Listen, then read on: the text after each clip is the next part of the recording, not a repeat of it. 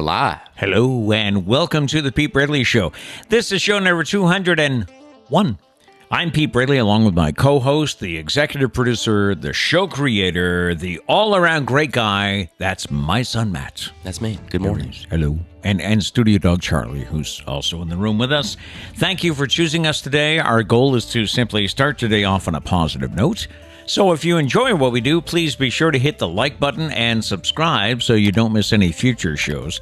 We're live on YouTube weekday mornings at 8 o'clock, and you can also find us wherever you go for your favorite podcast. Coming up today, yet another Wordle game to tell you about. I lost track as to how many this is. It is day 4 of the Stumpah, so we're out with another clue. Are we going to have the same question all week? I don't think we've ever done that. Sequels. Sometimes they're just as good, if not better. No, really. I'll remind you of a few. And also Braley's Bizarre But True coming up today. A lot of other stuff, too. But good morning and welcome to the show. Kind of a cloudy day here in New England. I just looked. It's going to be cloudy all day today. Ah, nice. But the wind has died down. Whew. Thank goodness. I was getting worried for a second. I kind of thought the house was going to blow away. I did read something that, because you know how people say, oh, it's climate change, things are getting worse.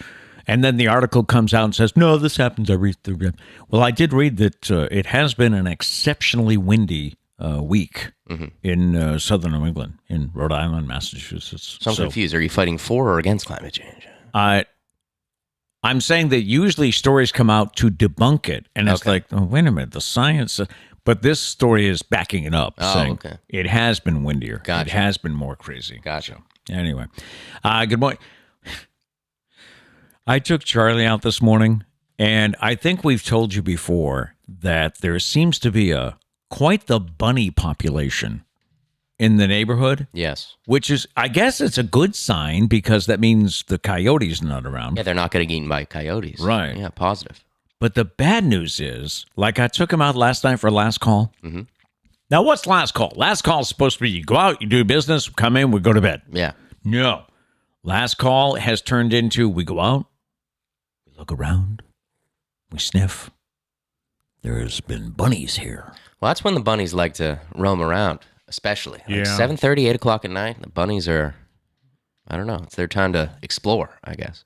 And he completely loses his focus because he is zoned in on those bunnies. Yeah. So he doesn't really go to the bathroom when there's bunnies around. No. So that made for a long night. Yeah. Welcome to Thursday. It is May 12th. Today is National Fibromyalgia Awareness Day. What is that? It affects more than 12 million Americans. It is a musculoskeletal syndrome, and it causes a variety of symptoms. It's also National Limerick Day. A limerick is a very short, humorous nonsense poem. I never knew this, but within a limerick, there are 5 lines. The first 2 lines rhyme with the 5th line, and the 3rd and 4th line rhyme together. I'd have to have that in front of me as I'm writing, I think. Are you going to try and come up with one on the spot for us? No, I can't even. Okay. Poetry's not, what? Oh, he's thinking about it. I'm trying to see if I could. So the thing is, I don't know if I can make it all cohesive, like actually makes sense. Makes sense. Yeah. Right. Like Peter, what a man. Peter, only you can. You got some problems. Oh, I picked a bad word. How do I rhyme with problems? You've got some problems, but we've all got them. Peter, what a man. Weak. Hey. Weak. But for trying it, I don't deserve it. It was weak. No? It was weak. But it is 8:05 in the morning. I'm trying. Also, it's supposed to be funny. That wasn't funny. I was trying to make it funny, but then the way the rhymes went, I think that's the nicest I've ever been to you. I think it is. Enjoy it. We're gonna save that. You know what? Thank you. Good morning. Thank you. Good morning to you. Have a good day today. Yeah. Thank you. Today's also National Nutty Fudge Day. Do you like nuts in your fudge? Because I know you don't like nuts in the cookies. No. You don't like nuts in the fudge? No, I don't like any sort of peanuts or anything like that in candy. Wow. No. And it's also National Odometer Day. National Odometer Day. Shout out to the odometers. I guess. Are they accurate? I don't know. That's the one for the steps, correct?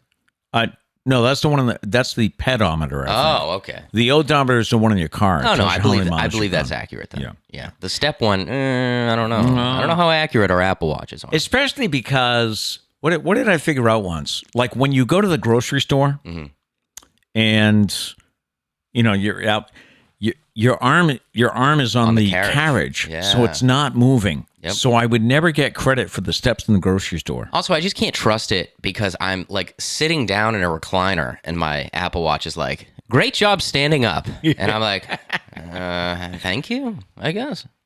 And how does your iPhone know that you're walking? Because we have a health app and it counts your steps. If it's in your back pocket, it's got to be going by the motion. How does it know? Yeah, I think it's just assuming like maybe the motion is a step. I don't know. On the Datebook today was on this day in 1963, Bob Dylan walked out of the Ed Sullivan Show over a dispute about his song choice. I don't know which one he wanted to sing and why Ed didn't want it, but on this day, of course, when the Rolling Stones were on, they wanted to sing Let's Spend the Night Together, and they were like, oh, no, we can't endorse that. You can't sing that. You couldn't do that back in the day. On this day in 1966, the St. Louis Bush Memorial Stadium opened. And on this day in 1994, Pulp Fiction, starring John Travolta, Uma Thurman, Samuel L. Jackson, premiered at the Cannes Film Festival. You've seen it, right? Good movie, weird movie. But I have not. Yeah. So you should check it out. But while I'm not around, because you're going to have lots of questions, and I don't feel like answering them. You don't want to deal with it. Celebrity birthdays today. Composer Burt Bacharach is still with us at the age of 94. What a name.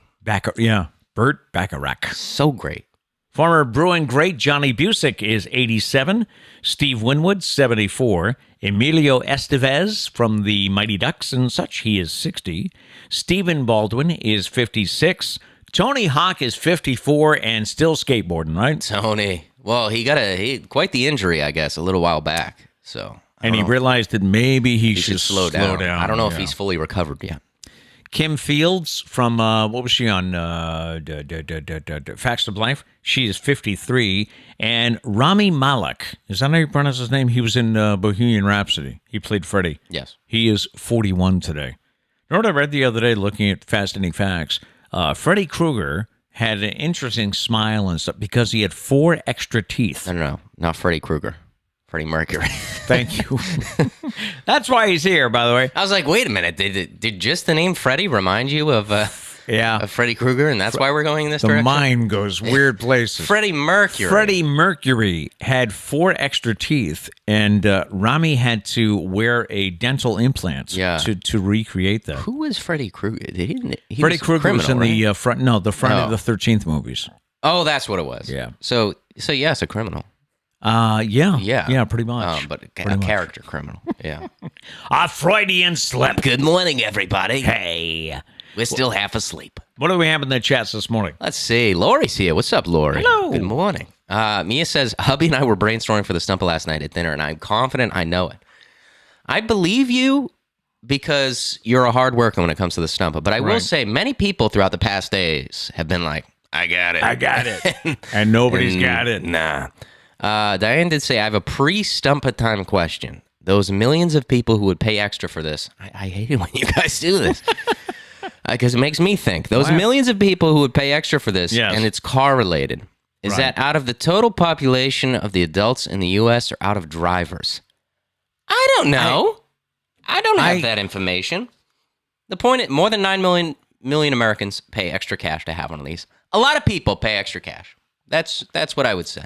But if you're not a driver, why would you pay for this? Yeah, so I don't know. A lot of people. See, I think you guys back yourselves into corners when you think about it too much. Yeah, I think we're overthinking. Because then you're like, wait a minute, but what if the answer is not about cars? And it's actually about bicycles, because it's like another mode of transportation. Maybe they're trying to trick us here. No. We don't try to trick you. I mean, I sometimes do, but not in that way. I don't know how to answer the question. I don't know. Are you the technical answer? Well, I think, like I said, if you weren't a driver, I don't know why you'd pay for this. No, I don't think that's what she's saying. She's saying is the 9 million out of the total population. I think she's trying to set up fractions. 9 million over everybody, or 9 million over everybody that drives. Either way, I don't think that helps you in any way. It's just that a lot of people buy this. My answer is Freddy Krueger. That's my answer. There you go. Okay. Maybe it's right. I said not to elaborate. You just gave away the answer. Lori says 80s in Maine and will be almost 90 Saturday. I know. Lori was posting, she's been posting a picture of the thermometer in her car, and she's been so excited because she lives in Rumford, Maine, and it was like 74 the other day. Man, so aren't we? It's supposed to heat up for us too, right? it is, but I meant to send you the graphics so we could put it up for everybody. Okay. I looked at the 5-day forecast the other day, and if you look at it, typical spring. It says for Boston, it'll say 78 degrees, cooler coast. Oh, so there. That's us right here. So everyone's going to be like, everyone's going to be posting the pictures of like their feet in the water. And they're like, summertime. And we'll be still in like a sweatshirt, like, springtime. That's pretty much how it goes. Abby says, when I would chop veggies at the restaurant, it said so many steps while I just stood there. Hey, but chopping veggies is a workout, is it not? Can be. So Can be. that's like once in a past life, I made some frozen yogurt for a while. Oh, right, you did. Yeah. So and that's a workout. So you're just standing there, but frozen yogurt, man, the frozen yogurt machine, you got to drill into the block of yogurt. It's a lot of work. Hey Charles, I appreciate that you're awake today. Yesterday was very nice, but let's calm down over there. But yeah, anyways, back to you. We'll get to more chats later. In the news this morning, I don't know if you heard about this one. An airline passenger with no flying experience at all safely landed a small Cessna this week at the Palm Beach International Airport after the pilot suffered a medical emergency.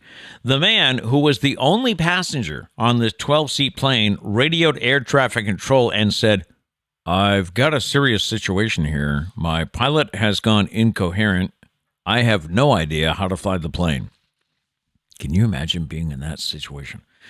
The air traffic controller, who also happens to be a flight instructor, was able to keep him calm. And once they found the plane on radar, I listened to the tape, and the guy said, "Okay, what's your current location?" And the guy said, "I have no idea." I'm in the sky. I have no idea. There's a cloud to my left. So they told him, keep following the coast until we find you on radar. So that's what he did. He was able, the air traffic controller was able to walk him step by step through everything until he landed on the runway. That's awesome. The pilot was taken to the hospital. His condition is unknown. The passenger and the air traffic controller met face-to-face moments later and shared a hug. This is why there's always a co-pilot, first off.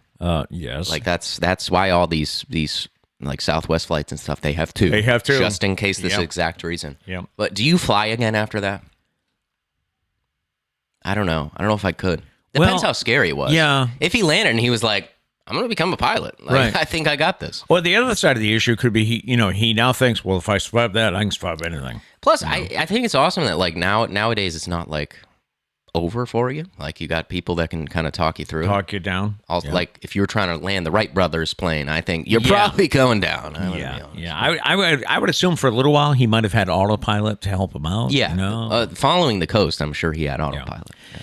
The Late Show has canceled more shows until further notice. The show's official Twitter account tweeted that host Stephen Colbert is experiencing symptoms consistent with the recurrence of COVID, and that out of an abundance of caution for his staff, guests, and audience, he will be isolating for a few additional days. The show stopped taping from April 21st to May 2nd after Stephen was first diagnosed. The show was on a planned hiatus last week, and now it'll come back whenever.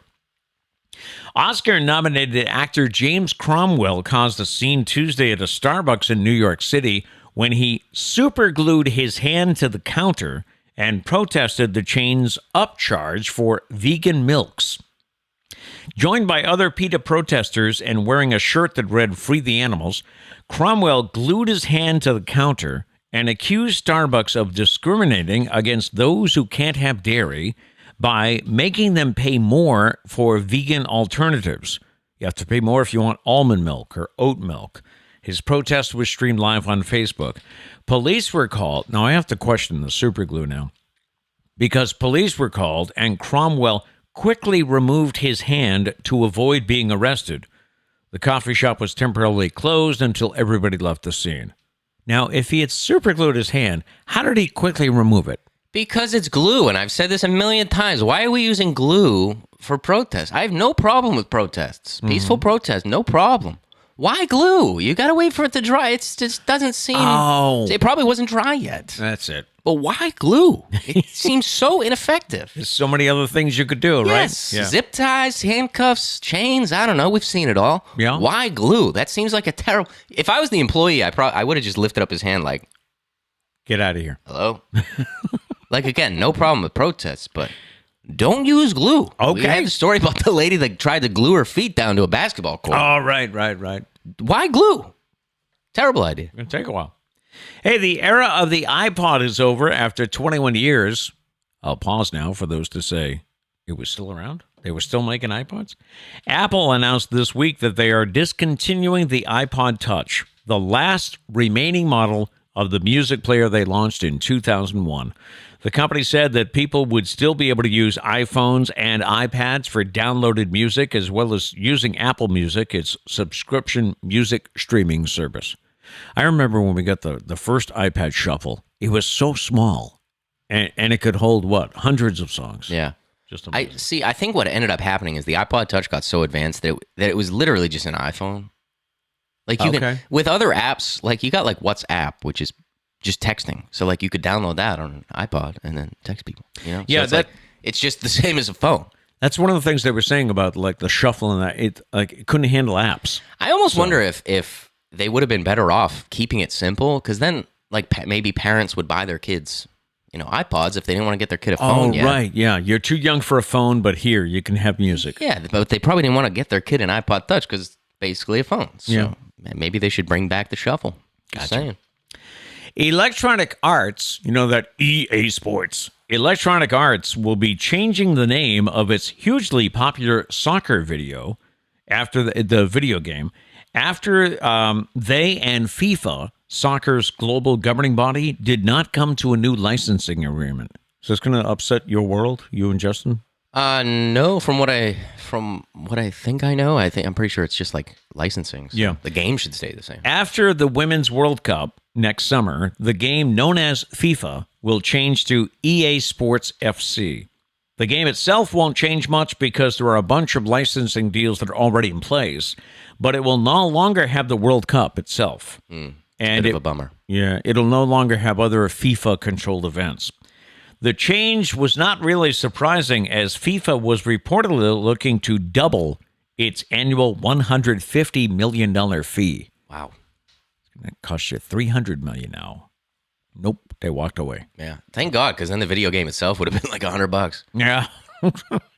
And there is a new Wordle game out there. We've got We got Wordle, Hurdle, Nerdle. It's officially reached the point where it's too much, where I sit down to play and I don't remember like which ones. I'm like, wait a minute, I missed one. I was like, what do I have to play? I forgot. The latest one is for foodies. It is in a game called Foodle, and it's spelled PH, not F. Which annoys me greatly. Does it really? Yeah. It's just for food. The game was created by a cookbook author, Julia Loria, and along with guessing each day's daily food-related word, you'll get tips, facts, and even a weekly recipe, all related to the word of the day. Ooh. I'll have to play this with Dana. That's not bad. I guess. You get a little recipe. So Google Foodle today, and again, that's Foodle spelled with a PH. But explain to me why. They had the opportunity. Food was in the title. If they just used an F. The only thing I can think is if somebody else did it Somebody first. else had it. Yeah. Right. They went looking for it, and somebody else had already copyrighted it. Yep. All right. It is Stumpah time. All right, let's see if we can get a winner on this day 4. We haven't had a winner since Ryan, right? Yeah. Ryan Friday. Mitchison, checking in from North Carolina Friday. Our question is, more than 9 million Americans pay extra cash to have one of these. What is it? Our clues. We mentioned that a few people said they guessed cars, so we said it has something to do with cars. Then yesterday I said, this is a luxury. It's not really something you need. And today you say? I say, I feel like most people buy one to be funny. I think that's the main purpose of buying one. Yeah. Yeah. We think most people buy one to be funny. So that's our clue on day 4. Let's see your answers in the chat. Who was it? Who said they talked about it last night and think they nailed it? Mia. Mia. Yeah. All right. We shall see. Today's fascinating facts, while we wait for your answers. Did you know that Daniel Radcliffe was allergic to his Harry Potter glasses? That seems problematic. He had an allergy to nickel. I guess they were made of nickel. And they were quickly replaced with a hypoallergenic I was going to say, yeah. I would hope that they substituted that out, or that'd be a long, I don't even know, 10 years for Daniel Radcliffe. I wonder if it took him a while to find out what he was allergic to, you know? From what I heard, I think he started to get a rash around his eyes or something along those lines. So I think you could probably safely assume that they were the glasses. But also, did you know that his glasses had no lenses? You go, wait a minute. This was to stop the reflection of anything happening behind the scenes, or I would assume also the lights. Yeah, mainly the lights. I know my glasses always reflect the glass lenses were added in post-production. Wow. So you can't go back and look at the movie and say, does he have no lens? He does have lenses, but they added that afterwards. Mm-hmm. Yeah, that's like Big Bang Theory. Leonard's glasses were always... No lenses. No lenses? Yeah. And they fixed that afterwards? I think they only fix it if they needed to. Okay. Kind of thing. Sitcom's a little bit different than a Harry Potter movie. You know what I'm saying? That's a big budget over there. This is happening every week on the Big Bang Theory. Yeah. All right, what have you got for answers?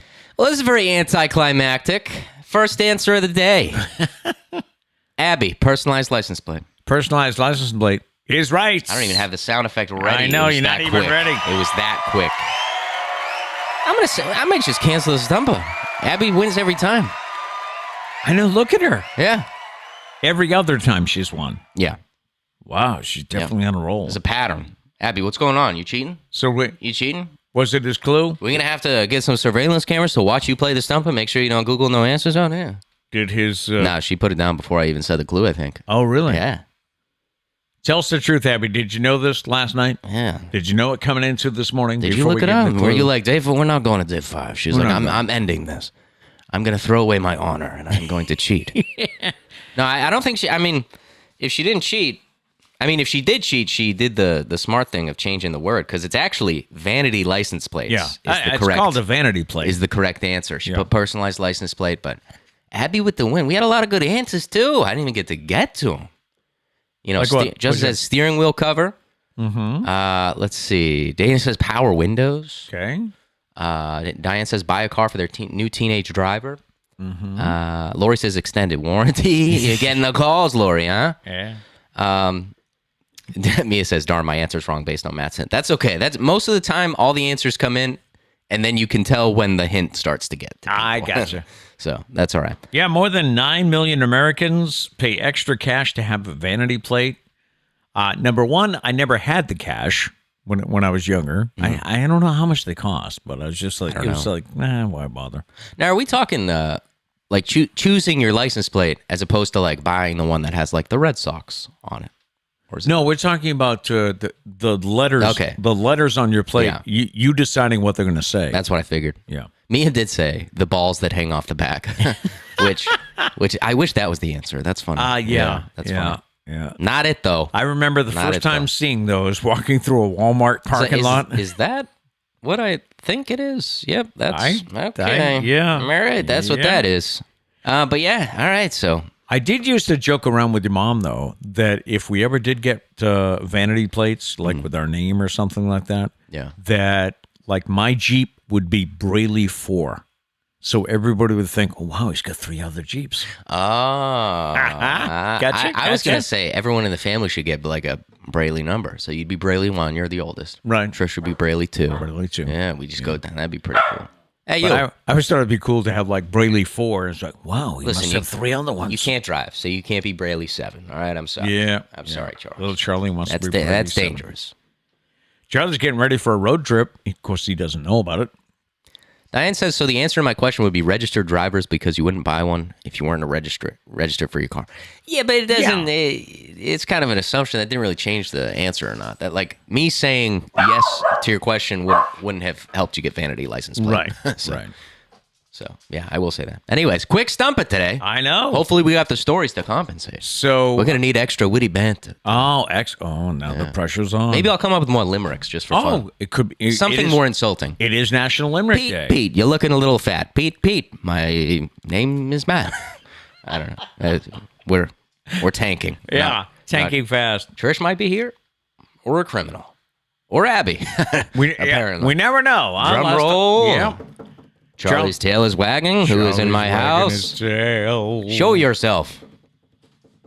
It is Trish. Thank God. Slight panic every time. See, we're not going to assume anymore because we assumed last time that it was Trish. It was you, and it wasn't. It was Abby walking in. So one time you weren't here. It was Kat. Yes, that scared the hell out of me. I remember watching that one. Nobody was in the same state as me that lived in this house. Nobody should have been walking through the door.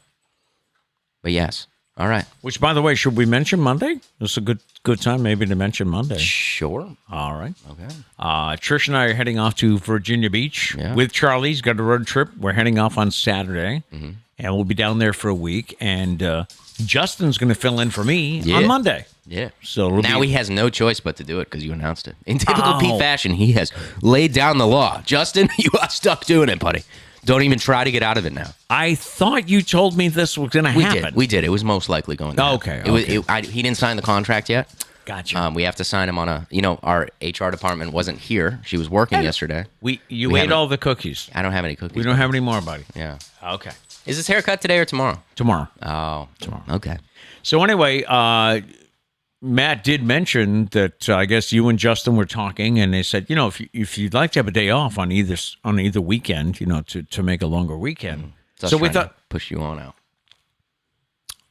It's working, I guess. Yeah. So Monday I'll take a day. Yep. And the guys will be in charge of the show. Mm-hmm. Get to play Would You Rather. Would You Rather? He's very excited about that. Yeah. All right. So I'll be watching, man. No, you won't. You'll be sleeping. Yeah, last time I did, didn't I? You watch it later. Last time you and Kat woke me up during the post show. No, you already awake. We called Trish. No. How did we find out? You were like just woke waking up. Yeah. We didn't wake you up. All right. Question for you this morning as we get back into things here. Did you get more creative during the pandemic? Did you maybe learn to cook? Did you play an instrument? Did you fix up things around the home? Did you start a blog? The reason I ask is there's a new study by the Paris Brain Institute in France, of which I'm a member. No, you're not. They found that lots of people tapped into their creative sides during the COVID lockdowns, and there is a pretty simple reason why. We had more time. Yeah. And we're probably getting bored, right? According to the research, the top creative outlets people explored during the pandemic were cooking, came in at number 1. Painting was number 2. Mm-hmm. Then sewing, gardening, decorating, and playing music. That was you, right? You did a lot of... Well, I had played music beforehand. Right, but you were doing weekly live streams, right? Yeah. Like every Friday night or Saturday night? Because I was down in Virginia, and I remember I was watching, and yeah, you even had a Corona song, right? That I did. It's getting pretty cheesy. It's a pretty cheesy song. Yeah. What was that? Our friend Steve Watts had challenged you to write a song based on his Facebook comments. Yes. And then I got to fill in the blanks. So cracked a couple jokes in there. Mm-hmm. It was funny in the beginning, and then it was disappointing when you look back. And I wrote that probably a couple weeks into quarantine, and then Corona lasted 3 years, and you're like, had to keep saying it. The song's not funny anymore. No. One of the lines is why'd you have to take the NBA? And it's we were already on the second Corona, pandemic NBA season at that point. Right, so. Right. And by the way, when did we stop calling it Corona? Have you noticed that everybody calls it COVID now? It's just easier. It's probably Corona Light, I would think. They were probably hey, they probably talked to the right people. They were how do we wean this out? Oh, I see. They bought the best PR department known to man, who's not good at, not only good at talking about things, they're good at getting people to not talk about it. That's right. Get you to forget about it. Somehow they got it. Yeah, focus on something else. Yep. Yeah, I know this week that, a few of us have had COVID, and I don't know about you, but I've been getting bored at times. It's because you can't go anywhere. Yeah. I mean, I can go for walks. True. because it's just me and Charlie, and the wind is blowing, and Yeah, luckily I can still go to Kat's because she also has COVID. Right. So, but we have a friend who made another puzzle. That was big during COVID, right? People get into jigsaw puzzles. Oh, definitely, for sure. All right, the story I mentioned about sequels, I don't know if you've heard, Dirty Dancing is getting a sequel. They're making a sequel. It's been more than 30 years since the original movie, and director Jonathan Levine knows he has a lot to live up to, especially since people generally don't love sequels. A lot of times you think, oh, they're going to ruin it. It won't be as good as the first one. He said he grew up loving the original movie too, and he says, quote, "I promise we will not ruin your childhood." That's a bold statement to make.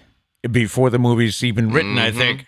Jennifer Grey, who played Baby in the original, will be in the sequel. She also just released a memoir about her career called Out of the Corner, because famous line in the movie, nobody puts Baby in a corner. Oh, okay. Sequels are rarely as good as the original, but there are a few exceptions.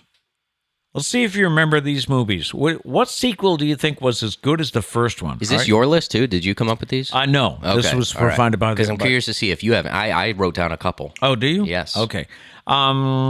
They say The Dark Knight was a sequel, and that was actually better, as good, if not better, than the original. Yeah, I think all three of them are phenomenal. Then we get to Star Wars, and we've got Episode 5, The Empire Strikes Back, was a sequel. Yeah. Which is confusing now because that's like the original trilogy. Then you have the sequels. Right. Right. Yeah. But yeah, no, I mean, everybody loves them. That's the big plot twist movie. The Lord of the Rings, The Return of the King. Now, I'm not a Lord of the Rings guy. Yeah, I've never seen that. I need to watch those at some point. This one, I know your sister Sarah will agree with, The Godfather Part 2, because she feels that's the best episode of the trilogy.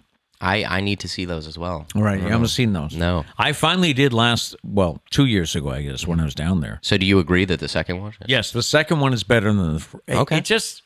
It just fills in so much about the story, So that's what I think that's where people fail, is the sequel's got to you kind of have to set up the first one where it's good, but leaves us kind of wondering some things, and then the sequel's got to pay off. It's got to answer some things for us. Right. So I think that's what the good ones do. I forgot about this one.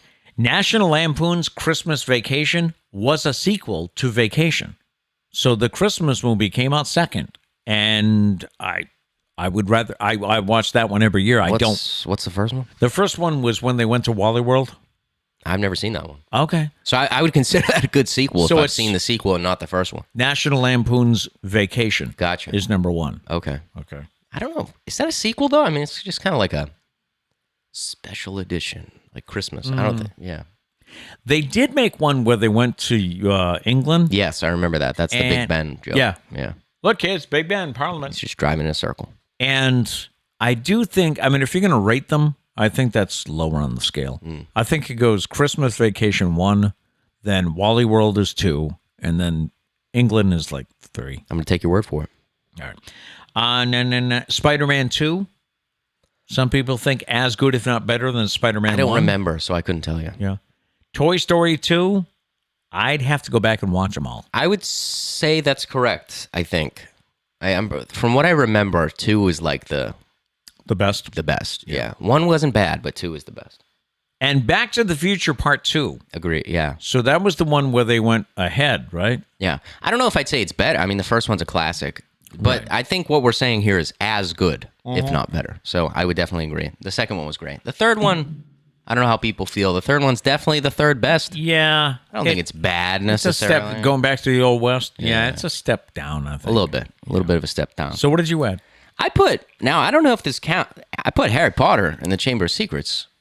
I think it's Why not? leaps and bounds better than, the Sorcerer's Stone is great, but I think the Chamber of Secrets, that's when it gets intense. That's the one with the big snake, right? Mm-hmm. Okay. The basilisk. I just finished the book, actually, number 2 last night. He's reading the book. I'm reading books. He's actually reading a book. I read books all the time. I don't know what you're saying. I'm not like your other kids, all right, hippie? Your other kids, these uncultured human beings, they don't read literature, you know what I'm saying? Me, Matt Braley, every day I got it on my list. So I read a little bit every day. I was going to sit back and let you throw your sibs under the bus. Yeah, what else is new? I will say, though, because I enjoy a self-help book, I read self-help books, but like when you're reading a self-help book, you're like, all right, sit down and read 10 pages. You can do that. When you get into Harry Potter, you're like 30 pages, you're like, nah, I got to keep going. So good. So good. I just finished. That's another thing I've done with COVID this week. I think I read a complete book in like 6 days, which I don't usually do. Yeah, you pretty much do that. Though. No, it's like a week and a half, 2 weeks. Okay. Wow. But I just... What an idiot. I went right through this book. Yeah. But it was a James Patterson book, and it had short paragraphs, which I think is worse than long paragraphs. Because when you're reading at night and you come to the end of a paragraph and it ends like on a cliffhanger, I opened the door and couldn't believe my eyes. Damn, I got to read the next chapter. Well, what was in the door? Yeah. Yeah. And if you know they're short paragraphs, it's like, well, I'm going to read another one. Yeah. Whereby there is one author I'm reading also now, J.D. Robb, who writes longer chapters. So it's like when you come to the end of a chapter, you're like, I got to go to bed. I got to put the light out, man. I got to get up in the morning. Yeah. So yeah, I would definitely say Harry Potter. Okay. Also, see, this is the one I don't know if it counts because these movies are a continuation of the Harry Potter universe, but I just watched this, so this is in my head. Fantastic Beasts: The Crimes of Grindelwald. So that's the second one of the Fantastic Beast kind of series. I've only seen the first one. And I think it's better than the first Fantastic Beast. So I put that. I don't know if anybody watches those. That's just what I was saying. Okay. Gotcha. And this one, mainly going by the as good. I'm not saying it's better than the first one. I don't know why this popped in my head. National Treasure. Oh, yes. And The Book of Secrets was the second one. I thought that was a great movie. Now, what was the first one? The Declaration of Independence? Right. And then the second one is when they go to Mount Rushmore? Yep.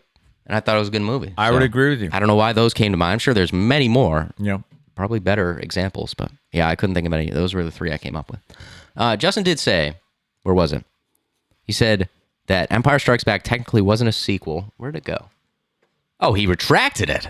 Okay, he was trying to keep secrets. Retracting a chat. Yeah. My goodness. But yeah, no, he was saying it wasn't a sequel because of the sequels. Right. But at the time, it was a sequel. Right. Because it was the second one that came out. And I think it was received, well, not that the first one was received bad. People went crazy for those. Right. But yeah, it was a crazy movie. 1977, I think.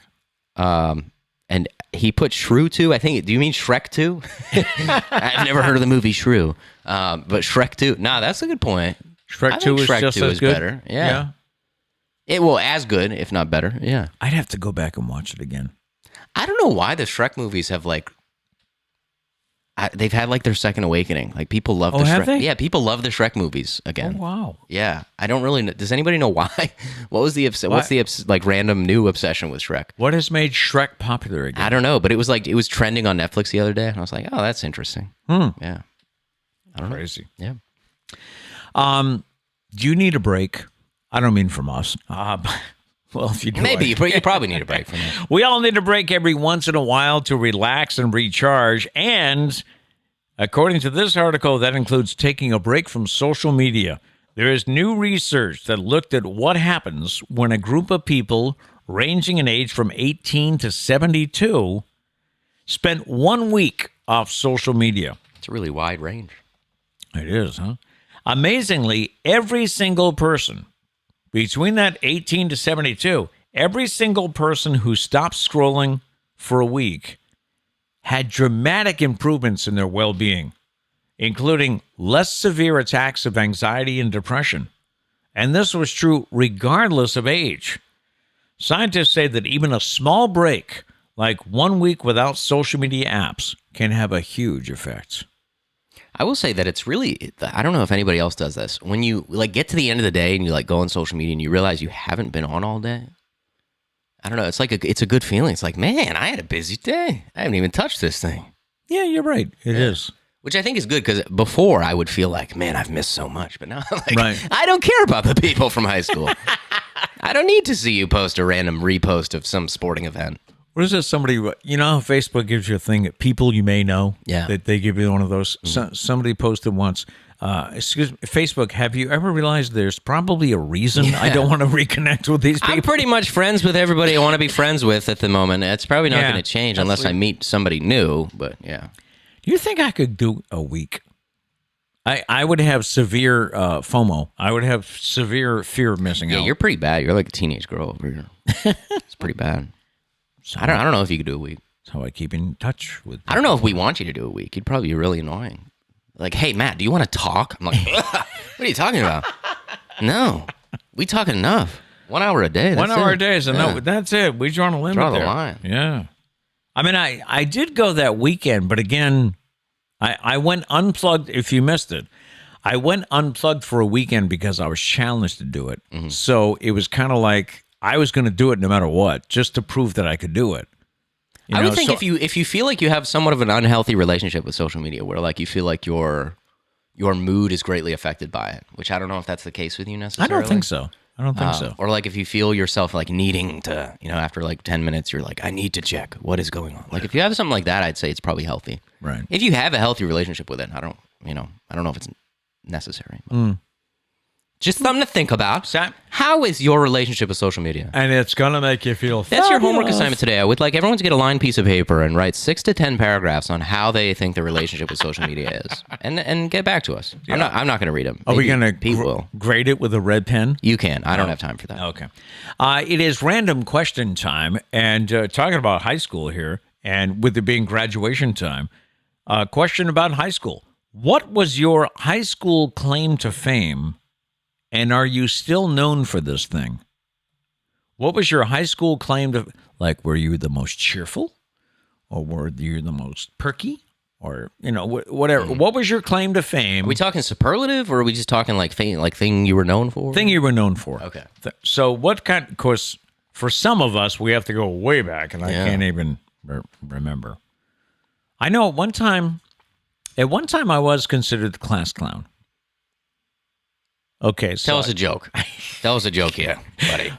I always loved that. I have friends who were comedians, and they always get the thing, hey, tell me, make me laugh. Make me laugh. It's like, we're sitting in a coffee shop. I can't, Penis. I don't know. What? It worked. But yeah, when I was in middle school, I was a bit of a class clown. So, but now you're really debating that. Give me the names of people. I mean, maybe it's true. Long since retired. I enjoy making people laugh thoroughly. I was not the class clown. I was the quieter type. I wasn't like the super quiet one. I was the tall, skinny, geeky, awkward guy too. Okay. Yeah. Right. I was 6. I see where I get it from. Here. I was 6 feet tall in 7th grade. Wow. And everybody's like, you should be on the basketball team. And basketball was not my sport. I do feel bad for like people that are like 6'5" or whatever, like at a young age. Like if you're tall, there is an expectation. You must play basketball. Yeah. Even if you're the most uncoordinated person ever. They're like, no, we need you to stand in the paint with your hands up. That's it. Please. That's it. Just stand there. There's an expectation. I always had that, though. They would like, you should play basketball. I'm like, I like baseball. I like football. Yeah, I don't know about claim to fame. I don't know. What do you think you were known for? I was known as like the smart one. I'm trying to make it not sound cocky. Yeah, you were. But so like everyone was like, yo, what's the answer to the quizzes? Like I was the one to help with homework, even though they soon found out that I didn't do the homework often. So I wasn't the helpful nerd. Like people were like, hey, you get good grades. Like, can I copy off you? I'm like, no. Hey, can I copy your homework? I didn't do it. So no. I mean, you can if you want, but it's a blank piece of paper. The teachers used to get so mad. Didn't you have not a run-in, but didn't you have something going with the math teacher once? Who said, you're never going to get it. And then when you graduated, you're like, hey, look at this. Well, no, they didn't say I wasn't going to graduate, but they were like, it was calculus, a very hard class. Mm-hmm. And they were like, you need to do the homework if you want to pass the test. And I was like, okay. And I didn't like homework. I have a very strong stance against homework. So I never did the homework, but I passed the class. So he was very mad about that. But yeah. Showed him, huh? Mm-hmm. Showed him. Look at my job now, bitch. What about anyone else? What were you known for in high school, and are you still known for that? Justin says Matt Braley is known as Mr. Fairhaven. Don't let him be humble. That's true. I did win Mr. Fairhaven. And you shocked the hell out of a lot of people that night. I think I shocked you guys as well because I remember winning, and after I don't know, I gave some like really corny, like stupid ass, like they were like speech, and I was like, oh shoot, I planned everything except this right now. That, so I think I gave like some weird, like thinking I was at the Oscars. I was like, I would just like to thank my mother and father and God. So yeah, that was really embarrassing. But no, I remember walking up to you guys, and you guys were like, "Congrats, are you okay? What's going on? This doesn't seem like this you." isn't like. They had the Mr. Fairhaven contest, and he entered it, and he comes out on stage to do his talent with his friend Jeff at the time. And you guys did a mashup, right? Of a bunch of songs, yeah. A bunch of songs. But, literally singing. A lot of people would lip sync. We were like, we're not going to do that. We're going to actually sing. Right. Yeah. So he comes out, and the first song he sings, if I remember, was it Baby Lock Them Doors and Turn the Lights Down Low. And I could hear in the auditorium, voices of kids saying, Matt can sing? Mm-hmm. Not really. The footage is... It was good for someone who never sang. Yeah. Yeah. But you kind of blew them away. Baby, lock them doors. I think the only reason I did it is because you can't see people when you're up there. No. I think I would have freaked out if I saw everybody's face. Yeah, when the spotlight hits you, you can see outlines of heads, but that's about it. Like, I was like dancing around stage. Something I never would have done ever in my life, but did it. Best night. It was great. All right, what are people known for? We got this right here. Danny says most musical. That's what I'm talking about. Okay. Abby says sports, played all 3 sports the school offered before it was shut down. Oh. I didn't know that. Wait, Dan, the school only offered 3 sports? Man. What were they? Let me guess. She played softball? Yeah, basketball. I'm guessing, and what would it Soccer? It would have to be soccer, right? Soccer? It would have to be. Yeah. I would think. I don't think the school was big enough to have a football team. She said started playing on varsity softball in the 8th grade. That's what I'm talking about. Go for it. Yeah. Diane said, or 1979, it sucked then. I was 19th in my class and was on the honor society since 7th grade, but the only thing my guidance counselor said was, oh, you're a cheerleader? That looks great on a college application. She said, WTF? That was Mattapoisett in the 70s, not enlightened. Wow. Weird thing for a guidance counselor to say. I know, right? What else do we got here? Abby says, also was known from being one of the Braley girls. Yeah.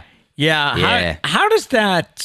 Did you ever face any problems from somebody saying, No, not problems. You're Doug Braley's brother, huh? Never really problems because like none of us were jerks. Right. I think if like, I don't know, Doug was a jerk, they'd be like, oh, great, he's going to be just like his brother. If anything, I was a pleasant surprise. I was better than all of them. No, I'm kidding. But no, you definitely, it was nothing bad. It's just like when they take attendance for the first time, they're like, Braley, are you related to? And I'm like, yes. Yeah. Yes, I am. Yeah. Let's get this out now. I know Kat. Now, I was on the radio in this area for almost 40 years. So Kat told me there comes a point when you get sick of, hey, are you Pete Braley's kid? Uh-huh. Yeah, that's me. Yes.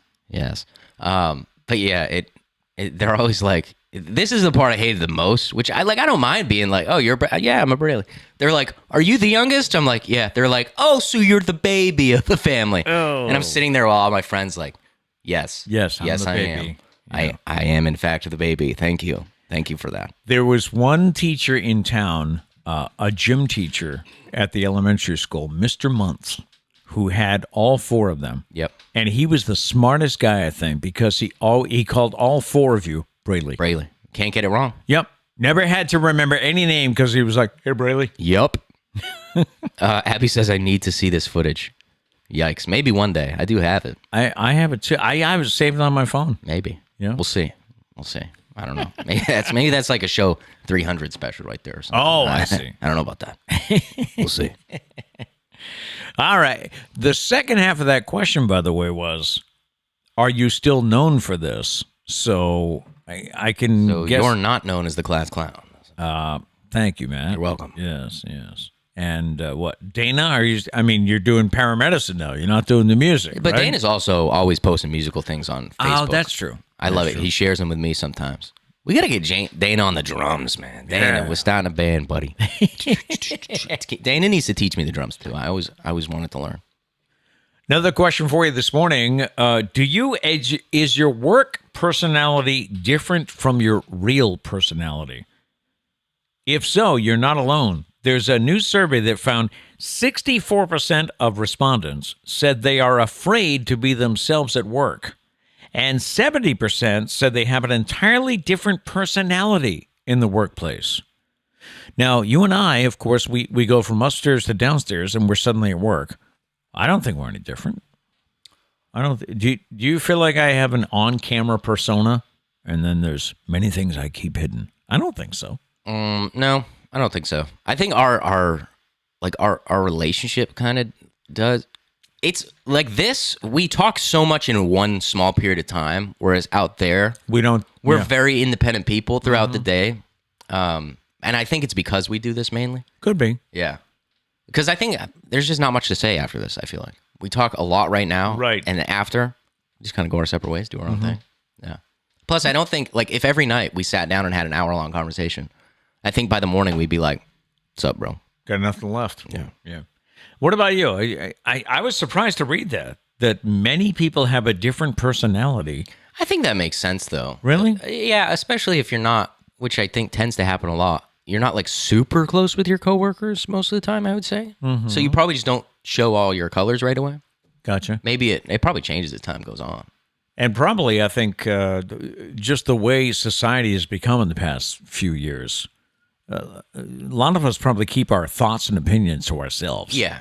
Because we just don't want to deal with it. Could be. You know? Could be. I got my opinion, you got yours. Let's just keep it that way. Mia says, I think I have a different persona with patients because I have to filter more. Also, I use my customer service voice. Yes.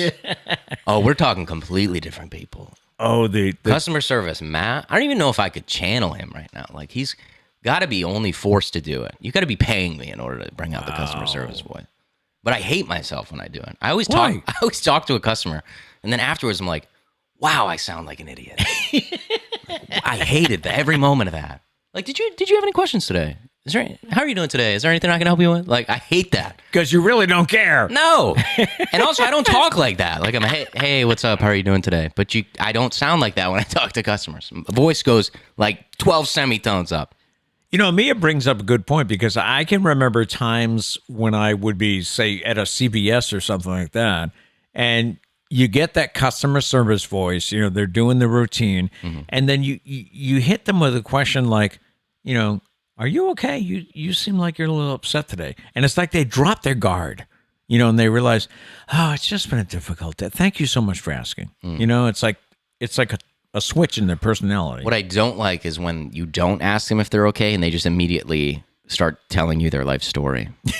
Like, I don't know what it is, if they just feel comfortable because it's a stranger. But like, I've had like the weirdest things admitted to me. Like, and I'm like, I get paid minimum wage. You should be talking to someone. You should be talking to a doctor about these things. Yeah. You need a therapist. I don't think you should be talking to me personally. That's like our friend that's a hairdresser. She gets which, you know, we've all gotten a haircut. It's very therapeutic. Maybe that's why. But yeah, everybody spills the beans. To a hairdresser and a bartender, I think. Yeah. Right? Bartenders hear everything. Well, bartender, you got alcohol helping out a little bit there for people to open up. Yeah. Abby said, I'm very different from my coworkers. If I was myself, they would be scared. I have dark humor and sarcasm. Yeah, that's definitely the big difference, too. When you're like not super comfortable, you can't pull out the sarcasm or else they think that you're really rude. That's the problem I run into personally. So I love when I get to the point where I can like be sarcastic to the person and they know I'm kidding. Right. So I got to that point with some coworkers. You know, when you're together for a number of years, you know, and you go through things together, it's like you suddenly and I know Dana can relate to this because emergency medicine is like they have a sometimes dark sense of humor. Yeah. Because of the stuff they deal with all the time. Yeah, you have to. You know?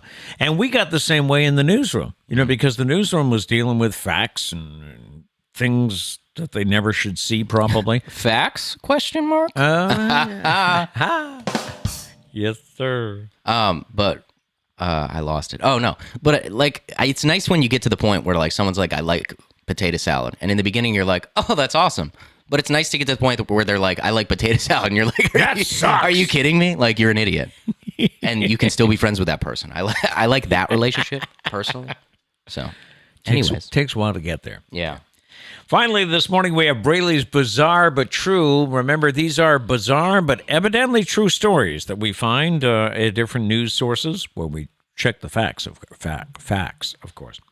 Police in Texas are searching for a thief who entered a home and stole a lawnmower, but took the time to mow the homeowner's lawn first.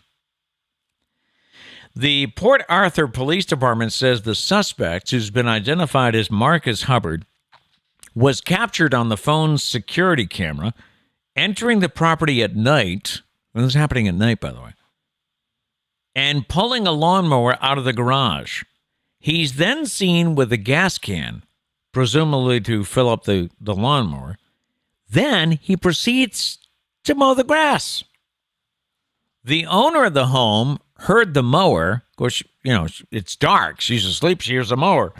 And she was shocked to see someone cutting, or he was shocked to see someone cutting his grass. So he called the police. As officers pulled up to the house, Hubbard took off with the mower, which he eventually abandoned.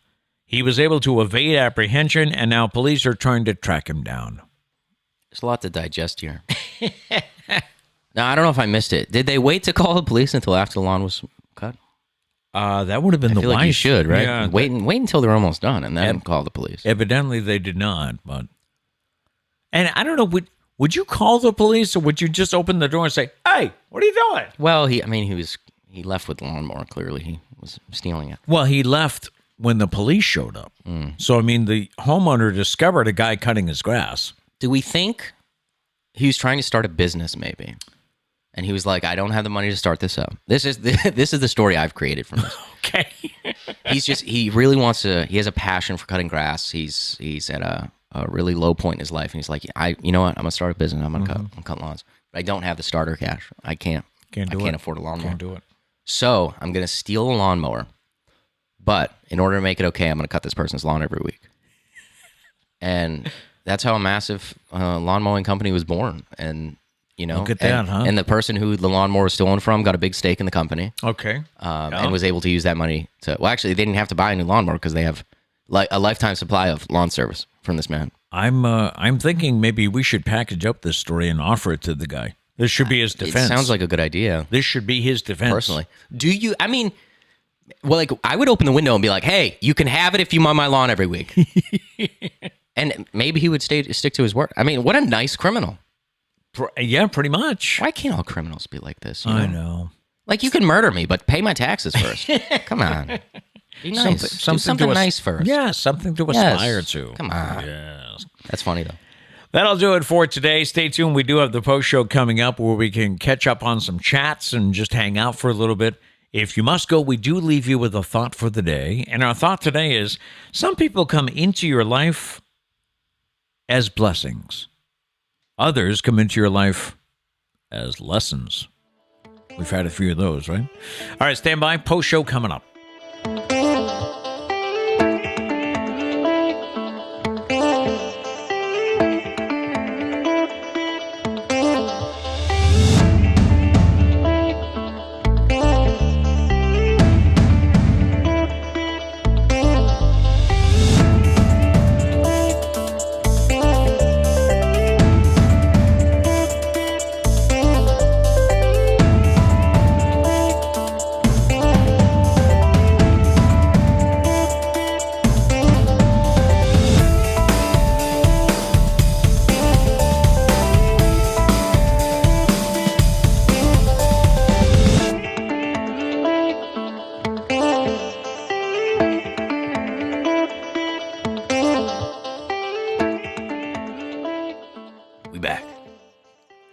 Just reading a post from Abby. She said, I had to explain the whole concept of Don't Tell Me Florida to my mom because she didn't realize Florida is known for crazies.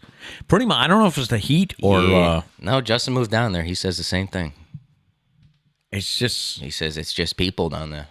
I don't know how I came up with that name for that feature, but it's Don't Tell Me Florida. Yeah. You know, you're so creative. Oh, thank you so much. Hold on. Is everybody here? Hold the iPad up to the mic so everybody can hear you. It's just... He says it's just people down there. Shut it off. I don't know why I left the volume I can't up. work under these conditions. I work so hard. You guys saw show number 1 and how where the audio quality was, where the video quality was. Where it's come. Yeah. I've worked really hard many times, especially that first couple months. I would spend most of the day after the show in here. Oh, he was in here testing new things, tweaking. He was in here till noon, 12:30, researching things that we should get and all this stuff. And I got it to a point where I'm really proud of how it sounds and how it looks. And then I come in, and then you do that stuff like that. Well, in my own defense, wait for it. I have 2 things I have to silence every morning when I sit down, and sometimes I only think of one. Oh. I have such a long list of pre-show responsibilities. I have to mute my phone, and then I have to remember to turn this down because I don't always do that. Mm-hmm. Mm-hmm. Should I leave now? Now, when you and Justin do the show... I woke up this morning. I was really tired. I was like, I really don't want to do the show this morning. I really want to sleep. Yeah. But I was like, this is my job. You got to do it. And I know Pete's going to put in the same effort I do. So. And then I let you And down. then you do that. No, what were you saying about Justin? So when you and Justin do the show Monday, am I allowed back on Tuesday?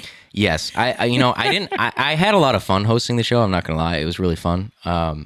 It is a lot to do everything. Both, right. Yeah. Right. Yeah. So, because I have no clue about what he does while I'm doing my stuff. Yeah. So it's like, the reason why sometimes I'm like, wait, did you say in the story that is because most of the time when you're telling the story, I'm doing something else. Reading. Yeah. And so I'm reading the stories, so I can't, I feel behind in the chat when I do it. So then I remember you can come back unless Justin takes on your responsibilities, then you're gone. What was the other thing you had printed your script, and every time you finished a page, you would drop it to the floor?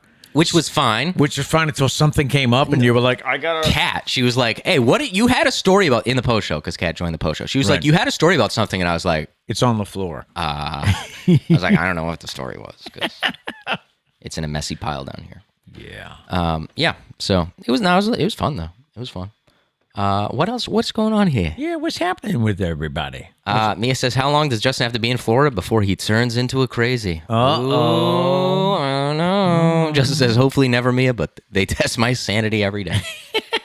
Well, it depends if his apartment complex joins all those other ones that are like, hey, we're not doing AC anymore. So right. If he ends up living in an apartment that's like 90 degrees every day, maybe the heat will get to him. I don't know. We'll see. Can't imagine. I'll keep you guys posted. We talk every day. Yeah. If he starts telling me some weird stories about how he stole a lawnmower in the middle of the night, I'll be like, he's done it, guys. Hey, buddy. All right, Justin, I'll talk to you later. You've crossed the line. Okay.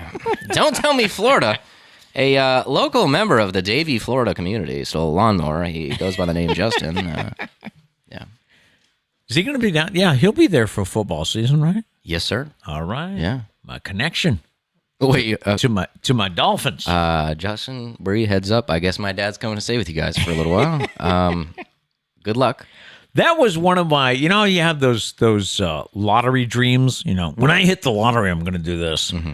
That was one of my things a few years ago. I used to think, if I won Megabucks or Powerball, I'm going to fly down to Florida every Friday, and I'm gonna or Saturday. I'm going to go see the Dolphins game. Then I'm going to fly back on Monday. I'll do that every weekend. He's going to spend all the money within the first year. Probably, right? Why not? I mean, you like more. Oh, well, Trish wouldn't want to move. I was like, why don't you just move to Miami? But no. I don't think Trish would want that. Trish has been anti-Florida since she was a travel agent. She's not anti-Florida. She's anti-living in Florida. She enjoys an occasional trip to Disney. Yeah, well, that's true. That's true. Yeah. But, she would never... When she was a travel agent, this was, before kids, but I think she went back to the travel agency after Sarah and after Doug. But then I think she became an at-home mom and then got into paramedicine. I was a lot of work. I needed more attention. I guess so. But she would always deal with the snowbirds, who would come in whatever, like October, whatever. And she, they take me to Florida, but I want to go cheap. It was always, always, I want to go cheap. So. All right, well, pack your bags and get walking. That's what I would say. Come on now. All right. what's going on in there? What have we been talking? A lot of conversations about so many different things. Gary said I learned how to play golf during the pandemic, and now keep up with it. Cool. Are you good? Do you have tips? Because I'm not good. I'm bringing my clubs, by the way, to Virginia because not only does Doug play a lot of golf, but my son-in-law Stephen has kind of rediscovered. I guess he played golf when he was younger. Yep. Then kind of fell away from it, but he's now getting back into it. So we might go out. Doug does have one rule that's I'm not allowed to go in the sand trap anymore because of my balance issues. Which I think is a bunch of baloney. So anytime, if I hit the ball in the sand trap, Doug has to hit it out. So what do you mean? I don't think I could walk in a sand trap. I'll just hold a golf club behind you. Make sure you don't fall. Just poke you with it. Sometimes, they have elevated greens in places. Sometimes it's like I can't walk off the green unless I got something to hold on to. No, I'll give you this. Some of the bunkers are like, they're kind of, steep. But if it's like a nice flat bunker, what's the difference between that and you going to the beach? You go to the beach. I've seen you. Yeah. I think you're just trying to get some easy shots is what I think it is. I think he walks a little bit stiffer. It's like, I don't think I can get in that bunker. I'm going to have to put it right on the green. I'm just going to have to drop it in the hole. So. You know what, guys? I guess I'll take a birdie, I'll take a one-shot, penalty here. I've been a albatross. The funny thing about my golf game, and I've been a hacker. I've never really been that. My thing about golf is I always have that one shot that is so great it makes you want to come back again. It's like one shot out of a whole round. But I have noticed that since I've had my stroke, my golf stroke has changed. My swing, the whole physical, everything is upper body. I got nothing in the lower body. I don't know if that was the stroke. So I've No, you don't think that was so? the stroke? I think so. Oh, okay. So I've sacrificed distance, but for some reason my stroke cured my slice. I hit the ball straight now. It doesn't go as far. Yeah. Some of us can't relate. I've always said you and your brother are like one lesson away. You're one lesson really good at golf. Yes. See, you even know it because you've heard it so many times. Yeah. But they won't take never stop saying it. But they won't take the lesson for whatever reason. Well, it's also, that's an investment. And I feel like as of right now, I don't play golf enough to have it be worth it. So maybe once I see myself playing golf more, I'll take you up on your offer. Oh, okay. Diane said, why can't Priscilla be Braley one? We were talking about license plates before. She probably should, right? I was just going seniority. That's why I went down the list. Pete's 2 years? The eldest. Yeah, 2 years older than mom. So I just went seniority down the list, but she probably should. I mean, Trish is definitely driver number one in this family. Yeah, pretty much. Yeah. She is the pilot. She will of this craft. She will drive the entire way to Virginia Beach if nobody stops her. Occasionally, she'll ask for my help, but a lot of the time she won't ask them. Like, hey, do you want me to drive? And we've mentioned this before. She's been known to do it with no music. But it's just because we're in the car. If she was by herself, she would listen to music. Think so? Because I've said it before. When she comes home from work or something, and then you're like going out to run an errand with her, you walk in the car and you're like, oh my God, I don't even listen to music this loud. Loud. Yeah. It's because she's deaf. But why is she deaf? She listens to music that loud. Yeah, and she's also had those sirens going for all these years. I'm just kidding. Danny says, my dad has had a vanity license plate, and it is a squadron from his days in the Marines. Oh, cool. That's cool. Yeah, they're not all funny. Mm-mm. Sometimes there's that meaning behind it. Yeah. You just got the random person that's like, boobies, and you're like, very funny. What are you, 7? How old are you? 7 years old? Yeah. Grow up. Then you find out it's you driving the car. And you're like, oh, that's right. Boobies. Abby says, I missed the Stumpah yesterday. I would have had it yesterday 100%. She says, I don't cheat. You can, she was like, do it. You can watch. I'm too competitive is what she said. Well, could be. I guess that's the tough thing about the Stumpah is we never know. I was surprised, weren't you, that it went 4 days? I thought somebody would get that maybe day 2, if not day 1. And then I guess I kind of realized the vanity license plates is kind of like an out there thing. I don't know if I would think of that if I didn't know the answer. So Gary says, luckily in Rhode Island you can request letters and numbers as a normal plate and not a vanity plate. Oh, you don't have to pay extra? So it's for free? That's cool. So why doesn't everybody have a license plate called boobies? Well, obviously you can't have the same one, but you could mess around with it in some way. I don't know. If kids can figure out how to write it on a calculator. I know. You know? Yeah. What else do we have? How's everybody doing? It's a Thursday. Tomorrow's Friday. Who's excited? Yay. Foodie Friday coming up tomorrow. Pete and Trish are leaving. Who's excited? Oh, yeah. Who's excited? What are your plans for the week, huh? Big house parties every night. Oh, you know what it is. Oh, because, yeah. You know, staying up super late and then waking up super early for the Pete Braley Show. No. Yeah, that's not happening. We will have a show every day next week.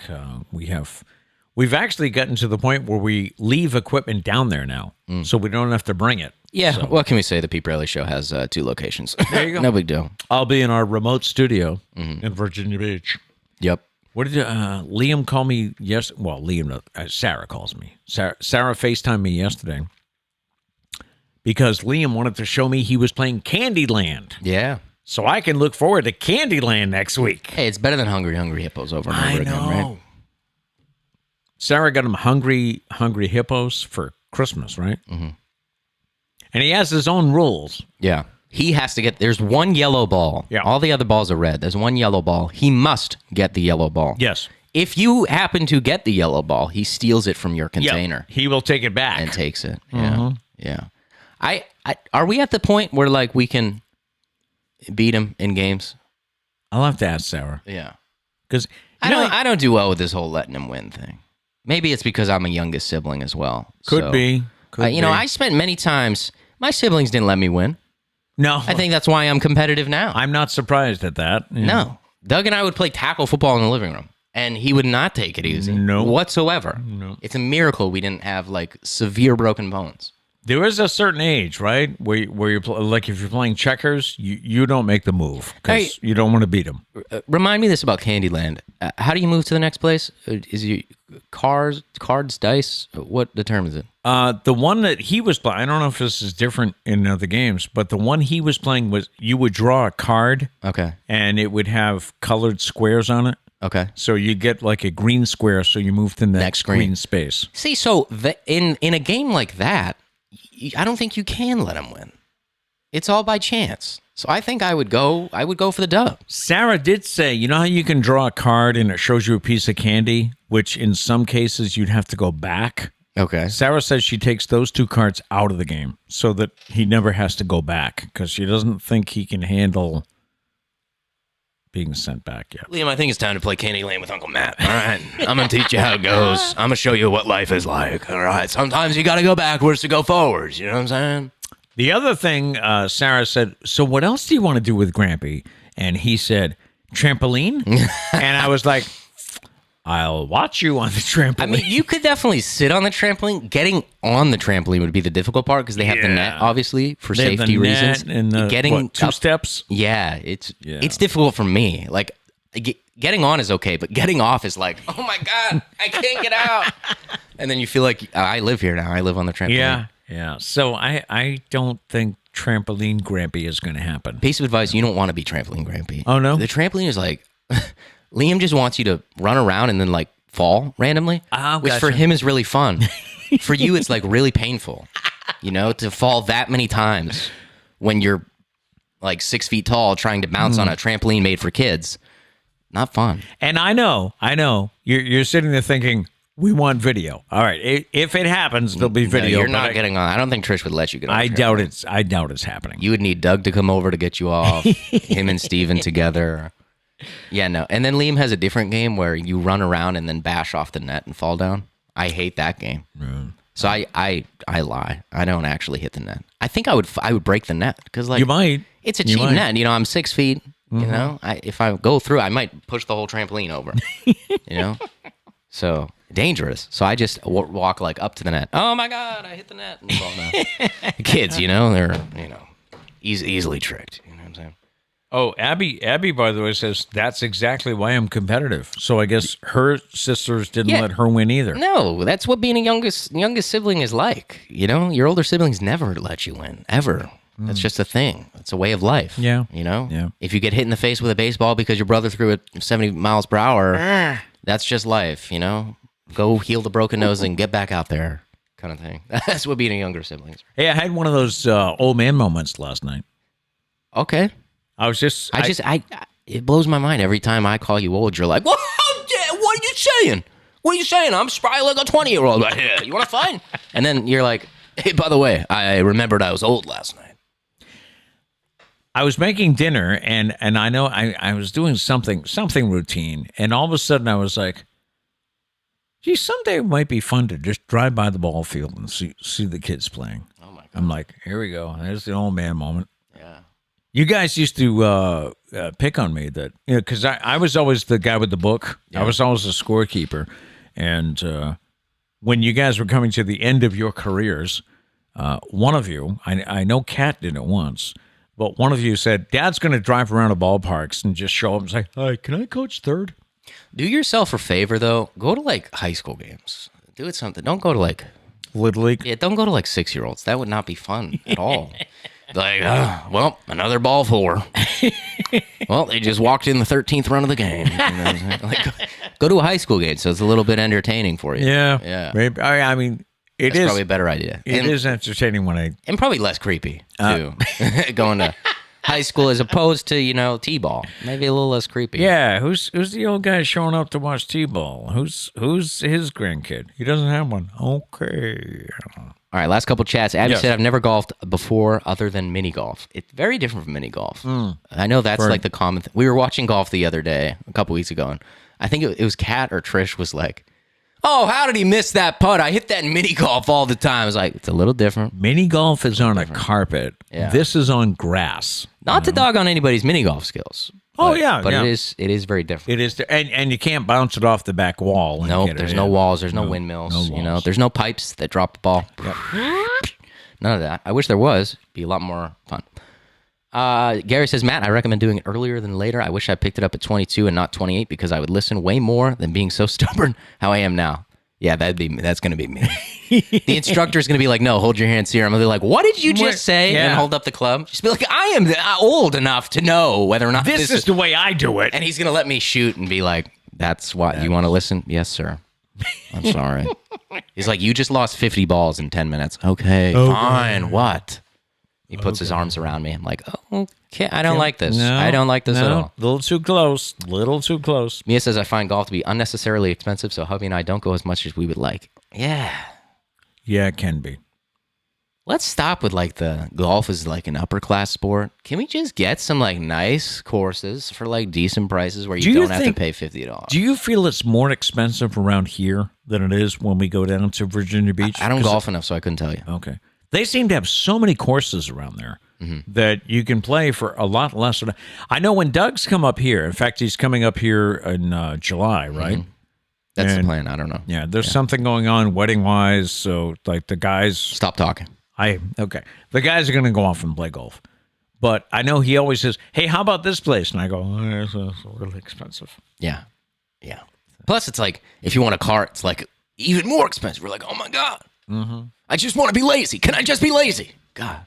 I kind of have to have a cart nowadays because I can't. I mean, I suppose I could get to the point where I can walk a course, but these guys don't like to. They're like, no, we're not going to walk it. Yeah. Abby says, well, then golf sounds lame. It's very frustrating. Golf is very fun, though. Like, it's just nice, a fun, relaxing thing to go do until you start sucking, and then you're like, I hate my life. What's one of my favorite lines about golf? Golf is a wonderful walk, spoiled by a little white ball. Yeah, no, literally. Pretty much it. Very much so. Yeah. All right, that's going to do it for today. We're back tomorrow with Feel Good Friday stories. I have a local one, too. Ooh. One that happened here in town. Very nice. So Feel Good Friday stories. We have Foodie Friday coming up, and maybe I'll pack during the show. No, maybe not. Okay, that doesn't sound entertaining at all. No. Anyway, thank you for being with us. And again, as we always say, no matter what, go out and make it a great day. Peace.